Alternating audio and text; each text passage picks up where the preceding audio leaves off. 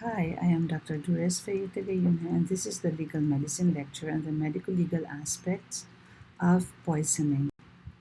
A poison is anything other than physical factors which is capable of destroying life, either by chemical action on the tissues of the living body or by physiological action by absorption into the living system.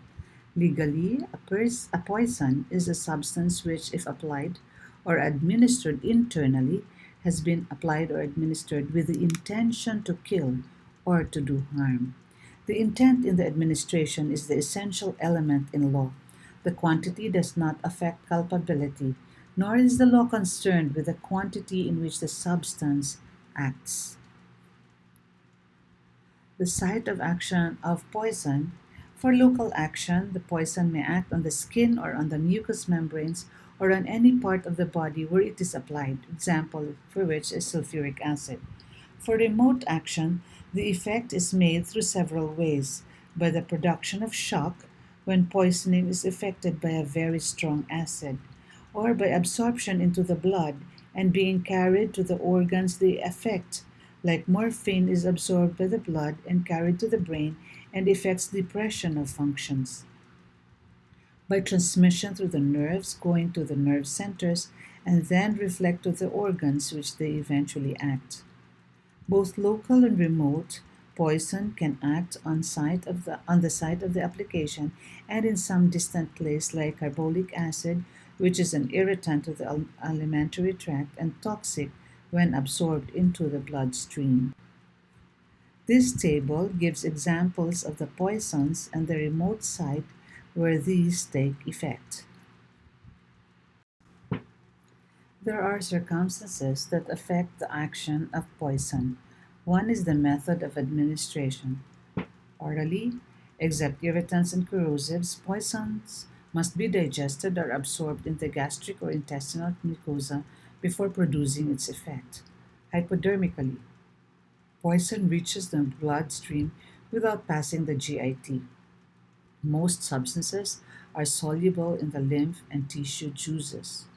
Intramuscular absorption is faster than in the hypodermic method. Endodermally, endodermically, the poison may be rubbed into and absorbed through the skin, and absorption through the rectum is about twice as much as absorption through the mouth.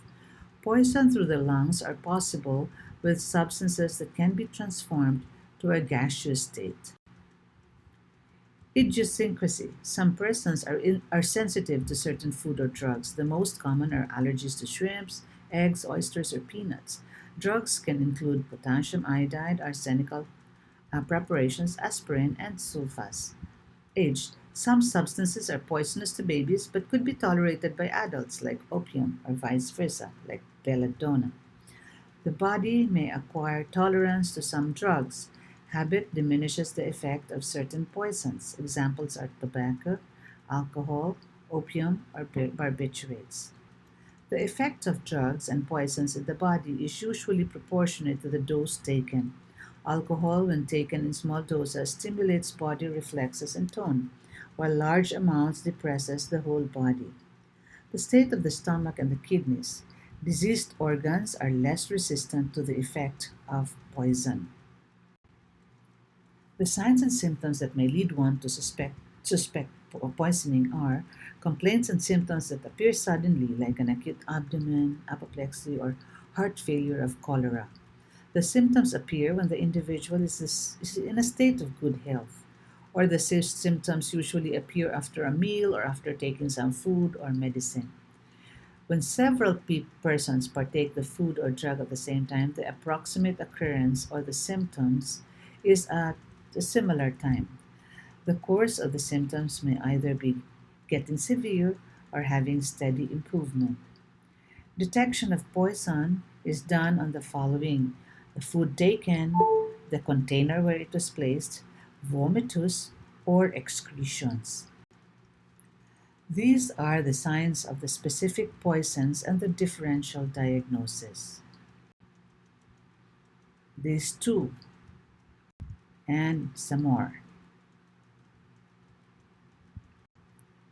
The classification of poison based on the manner of action and effect on the body are: 1. The corrosives are either strong acids such as sulfuric, nitric, hydrochloric, carbolic, and oxalic acid, or they can be acoustic alkalis such as potassium hydroxide, sodium hydroxide, or ammonia, or they can be compounds like zinc chloride or antimony trichloride.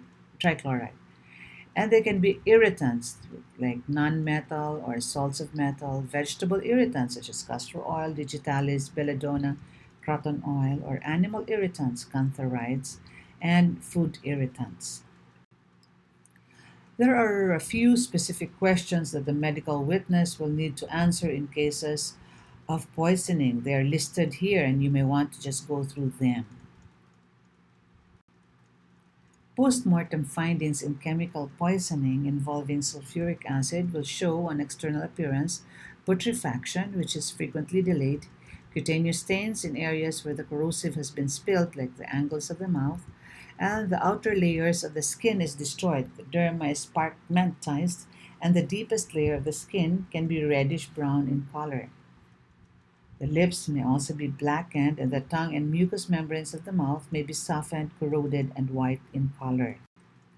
The internal appearance of chemical poisoning with sulfuric acid are: 1. Findings are usually confined to changes due to the local action of the sulfuric acid and the effect on the cardiovascular system, which is the outer wall of the aorta is blackened and corroded, and the blood in the vessels are coagulated and hardened. For the respiratory system, the epiglottis may be blackened and shrunken. The mucous membranes of the larynx and trachea may be swollen and congested, and death may be due to asphyxia. Or the diaphragm may be perforated due to the escape of acid into the peritoneal cavity. And the lungs and the pleural surface can be leathery and tough.